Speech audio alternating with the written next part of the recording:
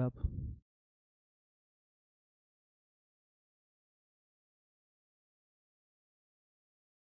Hello dear students. तो आज हम डिस्कस करेंगे बहुत ही इंपॉर्टेंट टॉपिक। बहुत सारे बच्चों का ये रहता है कि सर हम किस तरह से पेपर की एनालिसिस करें, कैसे हम पेपर के बारे में पूरी ट्रू एनालिसिस करके अपने मार्क्स को इम्प्रूव कर सकें। तो देखो बच्चों, बहुत ज़रूरी है कि आप मिस्टेक बुक बनाओ। जैसे ही आपने पेपर दिया, पेपर देने के बाद में आपको मिस्टेक बुक बनानी चाहिए। दो चीज़ें बहुत ज़रूरी होती हैं कॉम्पिटिटिव एग्जाम के लिए। एक होते हैं क्लास नोट्स, और क्लास नोट्स से बनाते हैं हम की पॉइंट्स, शॉर्ट नोट्स। तो short notes is very very important. And apart from this एक बहुत इंपॉर्टेंट चीज है, वो है किसी भी एग्जाम की आप मिस्टेक बुक बनाओ। तो आपके पास में एक मिस्टेक बुक होनी चाहिए। उस मिस्टेक बुक के अंदर पेपर की आप एनालिसिस करो, और पेपर की एनालिसिस के अंदर आपको क्या क्या चीजें ध्यान में रखनी है, कैसे एनालिसिस करनी है, ये बहुत सारे बच्चों का एक कॉमन क्वेश्चन रहता है। तो हम डिस्कस करते हैं कैसे हमें एनालिसिस करनी चाहिए। मैंने पर्टिकुलर बहुत सारे बच्चों को इस एनालिसिस के बारे में बताया है, और उस बच्चे ने कुछ एनालिसिस करके मुझे बताया, तो उसी की मैं एनालिसिस आपको बताता हूँ कि किस तरह से हमें एनालिसिस करनी चाहिए। राइट।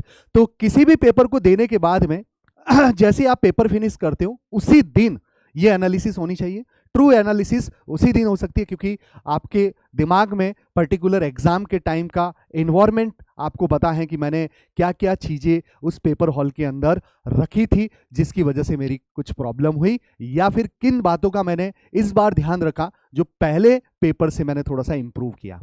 तो बच्चों, किस तरह से आपको एनालिसिस करनी चाहिए, देखिए आपको क्या करना चाहिए। सबसे पहले ऊपर आपको ये मार्क करना चाहिए कि मैंने क्या यहाँ पे कौन सा पेपर जो है वो दिया है, उस पेपर के बारे में आपने यहाँ पे नाम लिख दिया। जैसे AITS 2 है, AITS 1 है, AITS 3 है, जो भी पेपर है उस पेपर को आपने लिखा।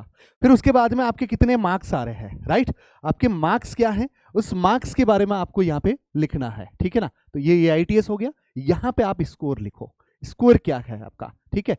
तो यहाँ पे आप टोटल स्कोर लिख दो कि 720 में से आपके कितने आ रहे हैं, 683 मार्क्स आ रहे हैं, उसको लिखा आपने। फिर उसके बाद में पूरे पेपर के अंदर इनकरेक्ट कितने हैं, ठीक है ना, तो 5 क्वेश्चंस इनकरेक्ट हैं, और अनअटेम्प्टेड क्वेश्चंस कितने हैं, तो अनअटेम्प्टेड क्वेश्चंस जो है वो कितने हैं, 3 है।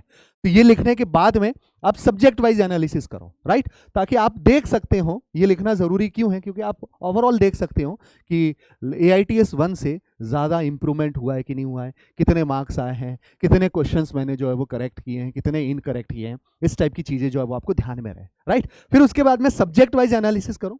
फिजिक्स, केमिस्ट्री, जूलॉजी, बॉटनी, या फिर जेई के स्टूडेंट्स हैं तो फिजिक्स, केमिस्ट्री, और उसके बाद में मैथ्स। कोई भी आप सीक्वेंस बना सकते हो, पेपर की सीक्वेंस में ही रखो। सबसे पहले आपने फिजिक्स की एनालिसिस कर दी। मैं आपको यहाँ पे नीट की एनालिसिस बता रहा हूँ। तो फिजिक्स की आपने एनालिसिस की। फिजिक्स के अंदर 2 सेक्शन होते हैं, section A and section B, सभी सब्जेक्ट के अंदर। उसी तरह से केमिस्ट्री के अंदर भी section A, section B, botany में सेक्शन ए, सेक्शन बी, इस तरह से सब कुछ लिख दिया आपने।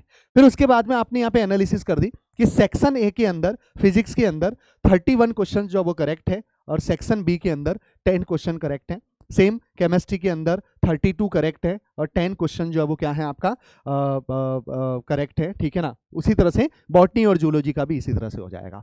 इनकरेक्ट क्वेश्चंस के बारे में लिख दिया, अनअटेम्प्टेड के बारे में लिख दिया, और ओवरऑल मार्क्स कितने आए इंडिविजुअल सब्जेक्ट वाइज वो भी आपको पता चल गया, ताकि आप लास्ट पेपर से देख सकते हो कि फिजिक्स में मेरा इंप्रूवमेंट हुआ है, या केमिस्ट्री में मेरा इंप्रूवमेंट हुआ है, बॉटनी, जूलॉजी, इस तरह से आप सब्जेक्ट वाइज मार्क्स भी आप लिखिए।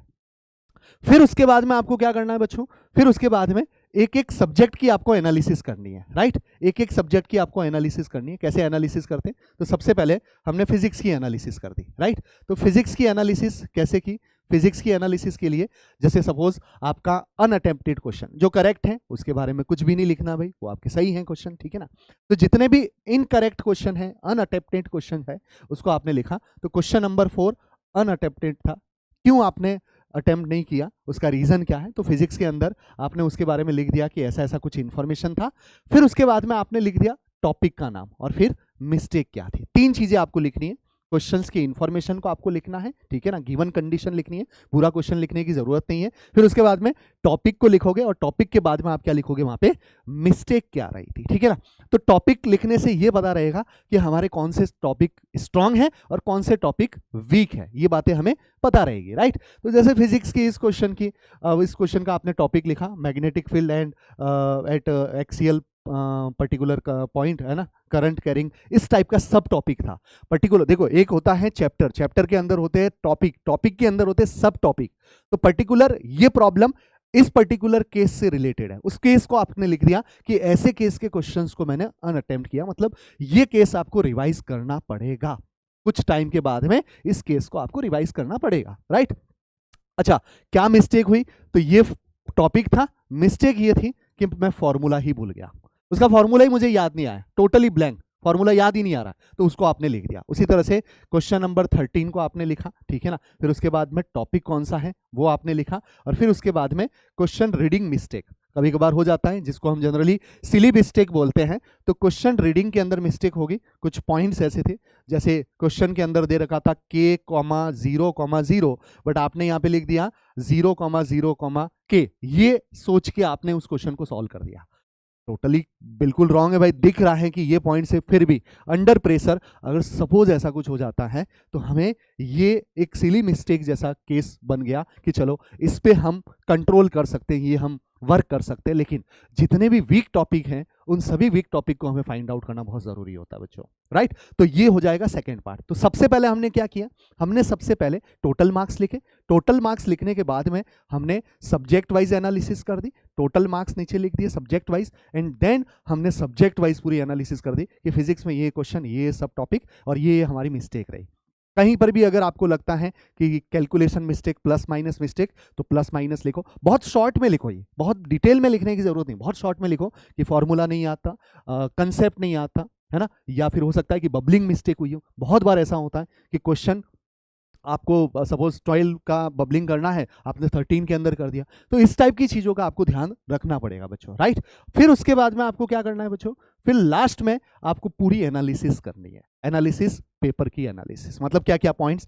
तो जैसे हम थोड़ा सा फोकस इंक्रीज कर सकते हैं ड्यूरिंग द पेपर, है ना, कि 100% देंगे। बहुत बार क्या होता है बच्चों, अंडर प्रेशर एग्जाम जब हम देते हैं तो दिक्कत ये आती है कि जब क्वेश्चन आपका बहुत टफ रहता है तो टफ क्वेश्चंस के बारे में आपकी इंफॉर्मेशन जो है ना आपके दिमाग में घूमती रहती है, आप उससे आगे बढ़ गए हो, आपको पता है कि उस क्वेश्चन को आप बाद में अटेम्प्ट करने वाले हो, फिर भी क्वेश्चन, दूसरा क्वेश्चन सॉल्व करते टाइम आपके दिमाग में रहता है अरे यार उस क्वेश्चन के अंदर शायद ऐसा कर सकते थे, ऐसा कर सकते थे, ये कर सकते थे, ठीक है ना, जबकि क्वेश्चन आप दूसरा सॉल्व कर रहे हो। तो उस टाइम पर वहां पे जल्दबाजी के अंदर मिस्टेक हो जाती है, तो इस बात को ध्यान रखना है। तो increase focus while attempting the paper, या फिर बहुत ज्यादा पेपर की प्रैक्टिस करनी है, ये आपने लिख दिया। एंड रैंडम थॉट से बचना है जब आप बबलिंग करते हो, जिससे बबलिंग मिस्टेक होती है, क्योंकि बबलिंग करते टाइम आप हमेशा क्वेश्चन के बारे में सोचोगे, बबलिंग करते टाइम अच्छा इस क्वेश्चन के अंदर ये होता है, क्योंकि ये कैरियर की बात है भाई, लाइक आप नहीं चाहते भी वो थॉट आ जाते हैं, तो उसको कैसे इंप्रूव करना है,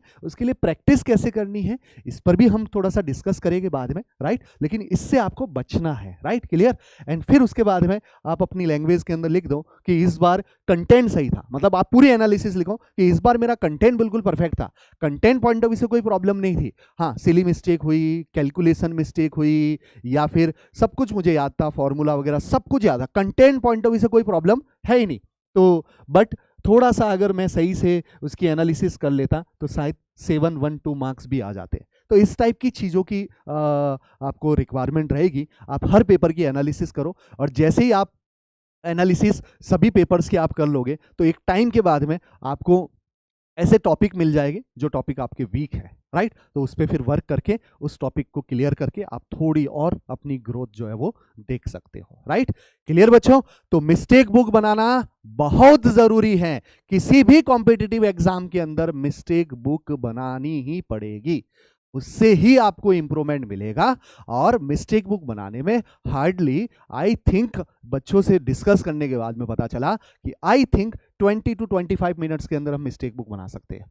तो फोर्टनाइटली बेसिस पे 15 डेज के अंदर पेपर हो रहा है, तो मिस्टेक बुक बनाने में ज्यादा टाइम वेस्ट आपका नहीं होने वाला है बच्चों। Clear. Wish you all the best. Next exam के अंदर आप सभी लोग मिस्टेक बुक बनाओ और एनालिसिस करो, और कोई प्रॉब्लम आए तो जरूर डिस्कस करो अपने सीनियर्स के साथ में। All the best.